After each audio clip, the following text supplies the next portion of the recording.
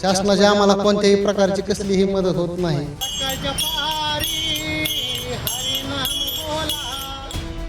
सध्याच्या निवडणुकीकडे कसं बघताय तुम्ही? बाहेर जरी तुम्ही तिकडनं आलेला असाल तरी हा इतका माहोल बदलला गेलाय सध्या. आता निवडणूक म्हणली की प्रत्येक जणाची पळापळी असतेच, तर माहोल चांगला आहे निवडणुकीचा, काय नाही तसं. कुठल्याच राजकीय नेत्याने वासुदेव राजापर्यंत मदत दिली नाही. आता पंढरीला जावो नामदेवाचे. प्रत्येकाची ही नुसते आश्वासनं असतात. राजकारण आले की निवडणूक आली की प्रत्येक जण आश्वासन देत आहे. पेन्शन वगैरे सरकारने चालू करावी आता.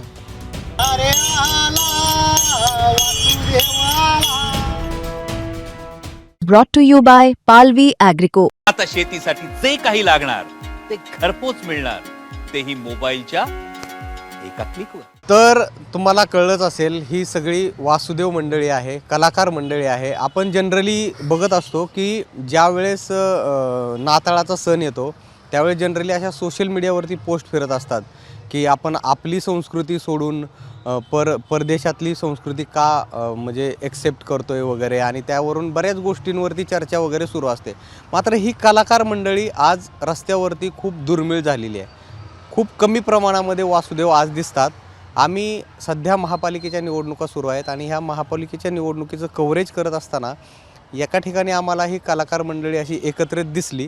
त्यामुळं त्यांच्या समस्या काय आहेत आणि त्यांना एकंदरीत ह्या निवडणुकीच्या माहोलबद्दल नेमकं काय वाटतं या संदर्भात त्यांच्याशी गप्पा माराव्या असं वाटलं. त्यामुळे त्यांच्यासोबत बोलण्यासाठी आम्ही इथं थांबलो आहे. नमस्कार, स्वागत आहे दादा. कुठून आहेत तुम्ही आणि कसं बघताय सध्याचं हे सगळं चित्र चालू आहे? मी प्रॉपर बार्शी, माझं नाव भगवान युवराज दुर्वे आहे.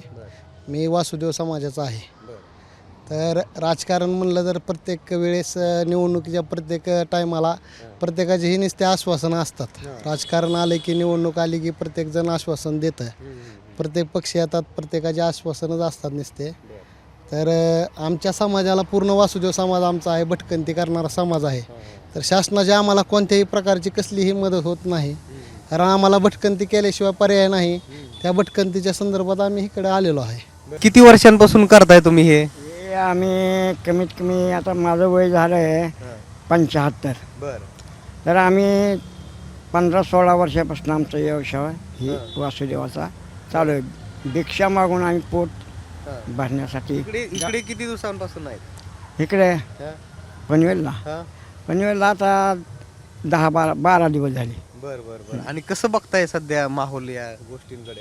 हां, हे जे चालू आहे सध्या राजकारण वगैरे, ह्याच्याकडे कसं बघताय? तुमच्या काळात कसं होतं, आता काय बदललंय? आता हे काय बदल झाला. पहिल्या काळात आम्ही असं करीत नव्हतो, पण आता सध्या आता हे काळ कसा, आता भिक्षक धर्म जरा कमी होत आला. पुन्हा मग पंढरपूर, आळंदी असे शास्त्रामध्ये जाऊन आम्ही कमी झालेली दिसते वासुदेवांची. हां कमी झाली. आता हे पोरं करायला नको नग म्हणते असं आहे. तरुण पोरं आता कदाचित असे तरुणच दिसणार तुम्हाला. ह्यानंतरची पिढी वासुदेव तुम्हाला दिसणार नाही.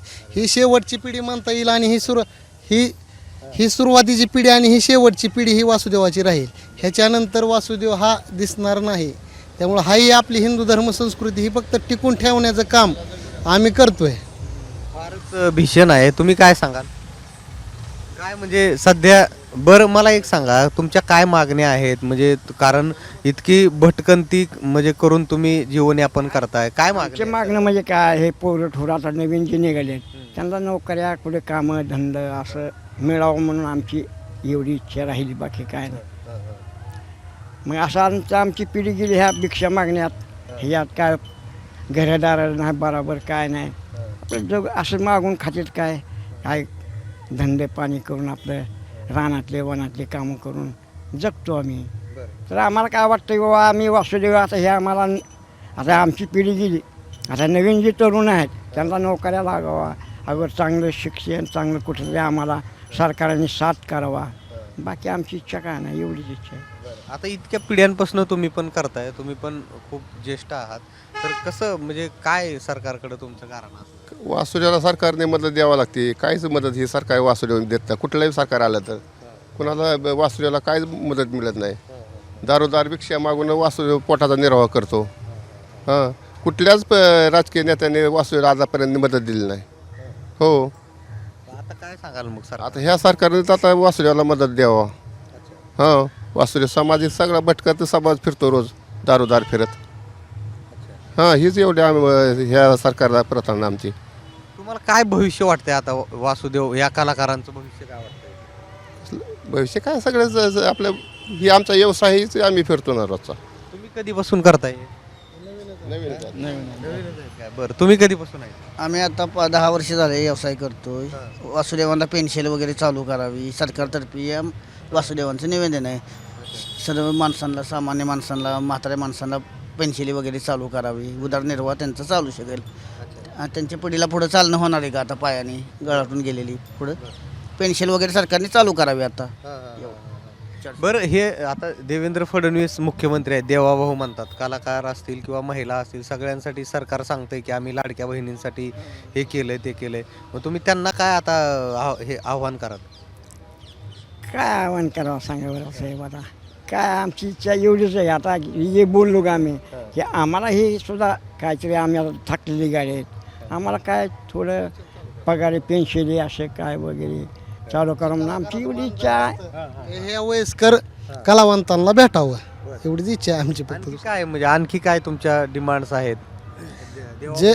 जे कलाकार आहेत त्या कलाकारांना मानधन हे शासनातर्फे भेटावं. आणि जे वासुदेव कलाकार असतील, इतर कलाकार असतील, त्यांचे जे नवीन पोर आहेत त्यांना कुठेतरी नोकरीची संधी म्हणा काहीतरी भेटली पाहिजे. तुमच्या नोंदी वगैरे असतात का कुठे सरकारी दप्तरी? असते ना, नोंदी आहेत ना. आम्ही NTB मध्ये येतो वासुदेव भटकंतीमध्ये.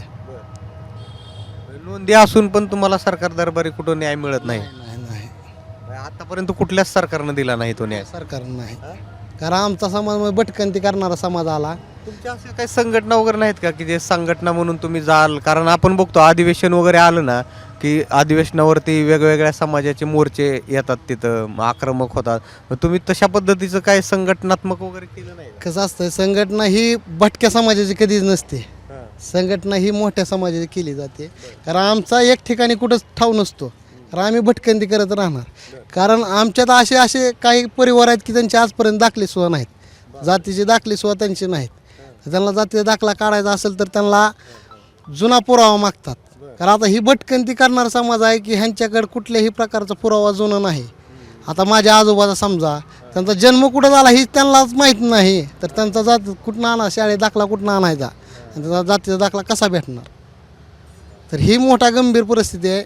त्यासाठी पूर्ण शासनानं आम्हाला कमीत कमी मदत करावी. कलाकार म्हणून मानधन तर द्यावंच.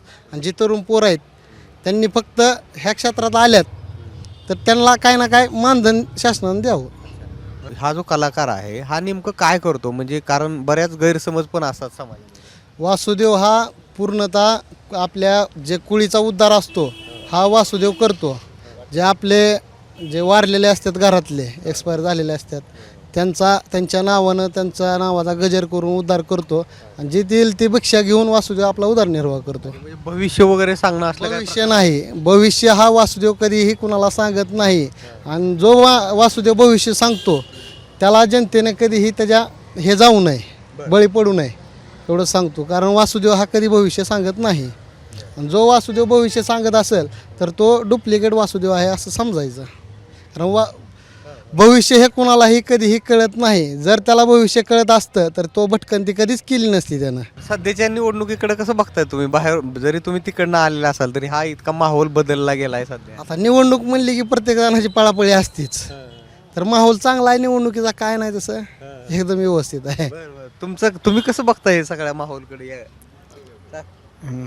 चांगला आहे. बरं. रामकृष्ण हरी रामकृष्ण. तर हे कलाकार मंडळी खूप शेकडो किलोमीटरवरनं इथं मुंबईमध्ये येऊन त्यांच्या जीवनयापनासाठी प्रयत्न करतायत.